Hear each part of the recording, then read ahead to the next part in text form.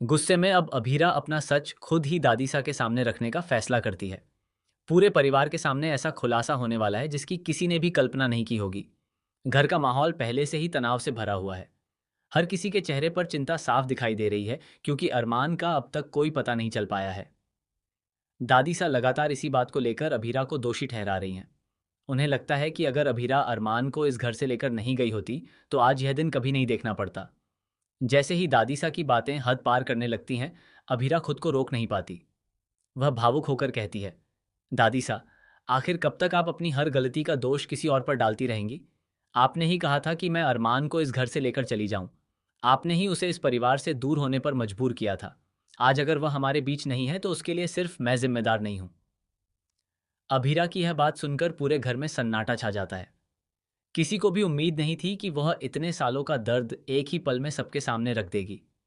दादीसा कुछ पल के लिए खामोश हो जाती हैं, लेकिन फिर गुस्से में कहती हैं, अगर तुम्हें अपनी बात साबित करनी है तो पहले अरमान को हमारे सामने लेकर आओ। उसका तो कोई पता ही नहीं है, पता नहीं वह कहाँ है और किस हाल में है। ऐसे समय में तुम एक और नया झूठ बोल रही हो। इतना सुनते ही अभीरा की आंखों में आंसू आ जाते हैं, लेकिन इस बार वह टूटती नहीं, बल्कि पहले से ज्यादा मजबूत होकर खड़ी हो जाती है। वह पूरे आत्मविश्वास के साथ कहती है, ये कोई झूठ नहीं है, ये मेरी जिंदगी का सबसे बड़ा सच है। मैं मां बनने वाली हूं। बस इतना सुनना था कि पूरे परिवार के पैरों तले जमीन खिसक जाती है। हर कोई एक दूसरे का चेहरा देखने लगता है। किसी की आंखों में खुशी है तो किसी के मन में हजारों सवाल। आखिर ऐसे समय में जब अरमान का कोई पता नहीं है, यह खबर पूरे परिवार की भावनाओं को झकझोर कर रख देती है। दादी सा इस बात पर यकीन करने से साफ इनकार कर देती हैं। उन्हें लगता है कि अभीरा सिर्फ परिवार की सहानुभूति पाने के लिए ऐसा कह रही है। लेकिन तभी परिवार के कुछ सदस्य अभीरा का साथ देते हैं। उनका कहना होता है कि अभीरा कभी भी इतनी बड़ी बात पर झूठ नहीं बोल सकती। अब घर दो हिस्सों में बंटता हुआ नजर आने लगता है। एक तरफ वे लोग हैं जो अभीरा पर भरोसा करते हैं, जबकि दूसरी तरफ वे हैं जो उसे कटघरे में खड़ा कर रहे हैं। इसी बीच मायरा और मुक्ति आगे आती हैं। दोनों ये फैसला करती हैं कि चाहे कुछ भी हो जाए, वे अभीरा का साथ नहीं छोड़ेंगी। वे उसकी हर मुश्किल में उसके साथ खड़ी रहेंगी और उसकी पूरी देखभाल करेंगी।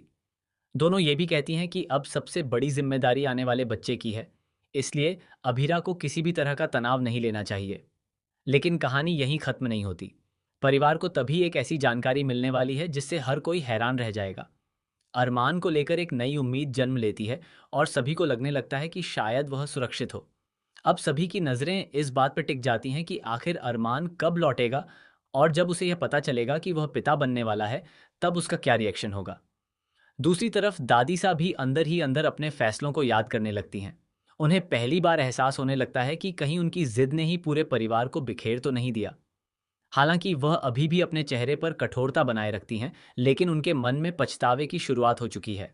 अब आने वाले एपिसोड में भावनाओं, रिश्तों और बड़े फैसलों का जबरदस्त संगम देखने को मिल सकता है। क्या अरमान सही समय पर वापस लौट पाएगा? क्या दादी सा अभीरा की बात पर विश्वास करेंगी? क्या परिवार एक बार फिर पहले की तरह एक हो पाएगा, या फिर यह नया सच रिश्तों को और ज्यादा उलझा देगा? इन सभी सवालों के जवाब कहानी को और भी दिलचस्प मोड़ की ओर ले जा सकते हैं। मोर अपडेट्स के लिए चैनल को सब्सक्राइब करें, वीडियो को लाइक करें और ऐसे ही लेटेस्ट टीवी सीरियल अपडेट्स के लिए हमारे साथ जुड़े रहें।